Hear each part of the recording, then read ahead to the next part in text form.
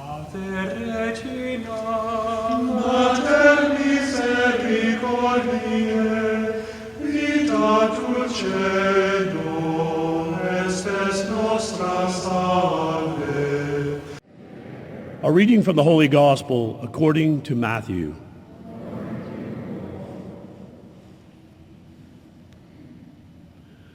When Jesus heard that John had been arrested, he withdrew to Galilee. He left Nazareth and went to live in Capernaum by the sea, in the region of Zebulun and Naphtali, that what had been said through Isaiah the prophet might be fulfilled.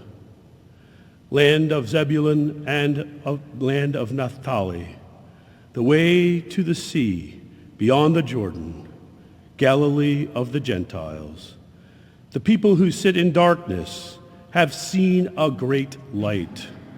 On those dwelling in a land overshadowed by death, light has arisen. From that time on, Jesus began to preach and say, "Repent, for the kingdom of heaven is at hand." As he was walking by the Sea of Galilee, he saw two brothers, Simon, who is called Peter, and his brother Andrew, casting a net into the sea. They were fishermen. He said to them, "Come after me, and I will make you fishers of men." At once they left their nets and followed him. He walked along from there and saw two other brothers, James, the son of Zebedee, and his brother John. They were in a boat with their father Zebedee, mending their nets. He called them, and immediately they left their boat and their father and followed him. He went around all of Galilee, teaching in their synagogues, proclaiming the gospel of the kingdom, and curing every disease and illness among the people. The gospel of the Lord.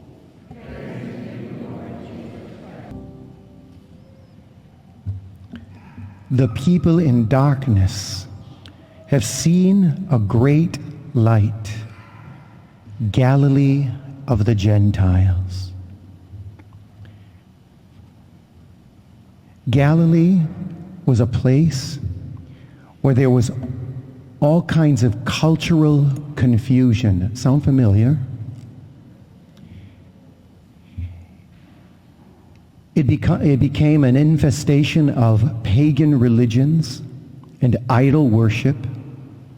Jews who inhabited Galilee were probably, for the most part, weak in their faith and potentially seduced by a culture and an occult culture, which made them, at the very least, weak in their faith or totally compromised.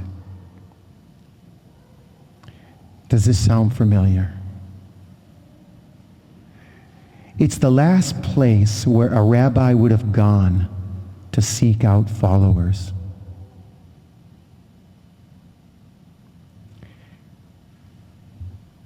However, Jesus was looking there for his disciples. I was thinking about the TV series Chosen. Anybody see that? And one of the things that impressed me is that they cast the apostles in a very natural light. And you see their fragility and their weaknesses. Jesus chose those guys? Yes. Jesus chose them, and so he chooses us. If you think you're not good enough, if you think you're too far gone, Jesus still wants to choose you. He desires you. And so, his calling card as he enters into Galilee is repent, for the kingdom of heaven is at hand. He's calling on people to take a 180-degree turn away from what compromises their faith and to what enhances it, what builds it, what cements it. And so he saw two brothers. He didn't find them by accident. He was hearing the voice of his Father saying, there's two guys I want you to find. Actually, there's four. The first two, I want you to look up Peter and Andrew. I want those guys. I'm choosing them. He's looking with intent. He's inviting the lost sheep to follow him.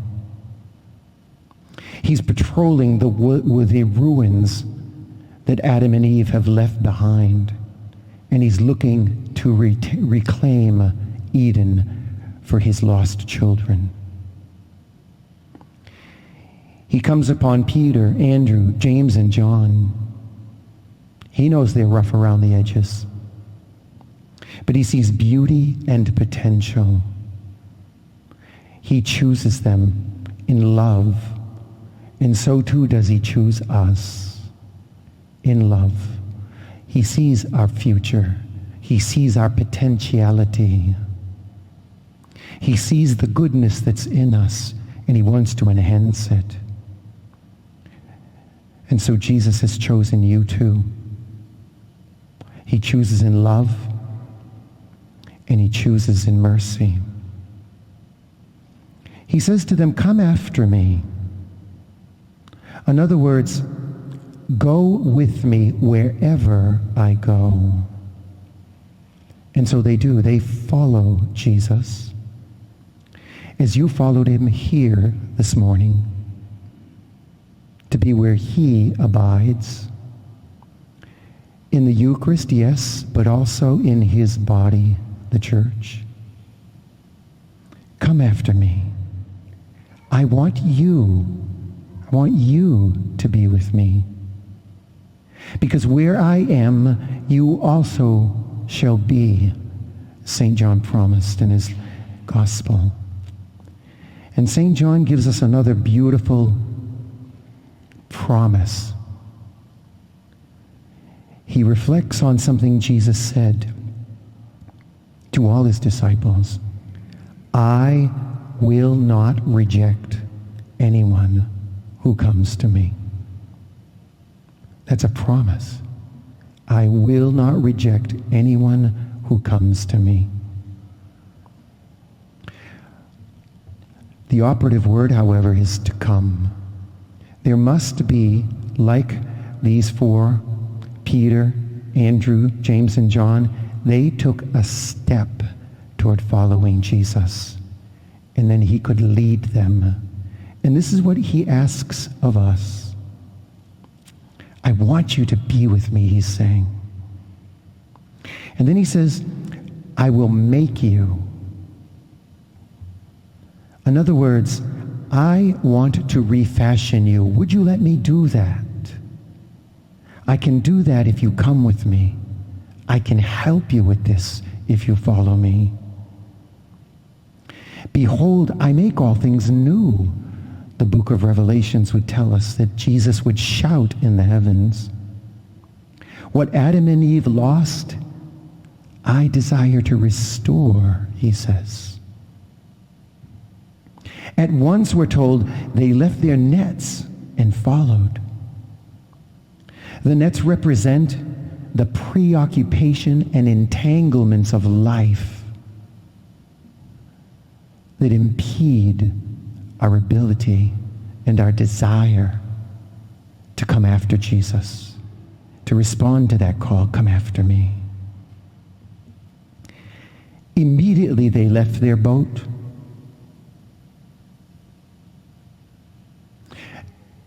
Do you know why they left their boat? Because a little bad humor if you mind. They wanted to get into the discipleship. They wanted to be transported by Jesus. Do you? Because there's only one way to be transported to heaven. I hope we would like that. They walked away from what was holding them bound so they could walk with Jesus. And then Jesus says, I will make you fishers of men.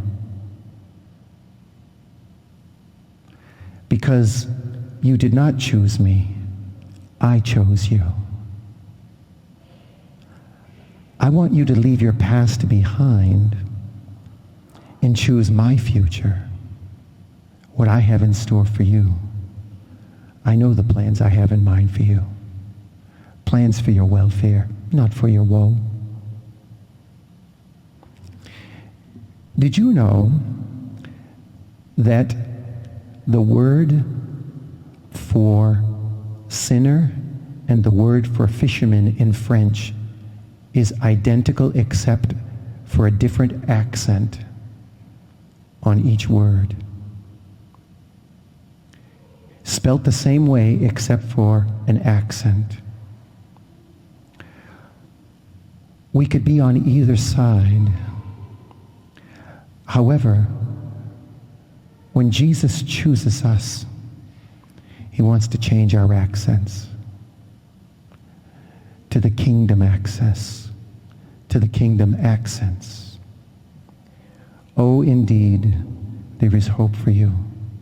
There is hope for me, because Jesus has chosen us, you. Jesus has chosen you to look at you with love.